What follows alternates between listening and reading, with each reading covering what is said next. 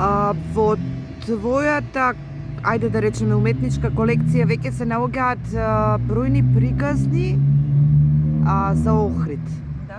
Дали некогаш си размислувала дел од своите приказни да му ги посветиш и на Велес?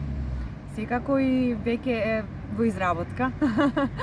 Да, сопругот мој ги работи веќе векторски. Архитектури, знаменитости кои го означуваат Велес. Ајде да не откријам можеби се, во скоро време ќе ги објавам, ќе ги изработам и ќе ги објавам. Охрид го изработив првично затоа што според мене е еден од поубавите македонски градови и за мене е најубав. И има што да покаже, има прекрасна архитектура и така како волшебен ми е. Секоја година го посетуваме и знаев дека ќе најдам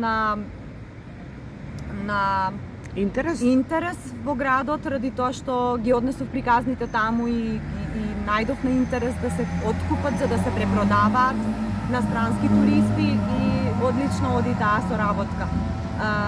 Во старата Охридска чаршија една девојка има дукјанче, Мој Хоум се вика, и таму се продаваат моите приказни за Охрид. А кога Велес ми е нареден град што сакам да го изработам. Што би содржала приказната или приказните за Велес? Охрид го изработи со 4 различни дизајни. Велес планирам можеби 3. Би содржале спомен костурницата, Мало мовче, стариот градски часовник, куќата на Касапови, можеби некоја од старите куќи што се во распаѓање или што се поавтентични. Нешто од тоа, да. И можеби некој пасос дел од Кочо Рацин, силуетата на Кочо Рацин. Убаво ги осмислуваме ради тоа што бара многу трпение и внимание изработката на градовите.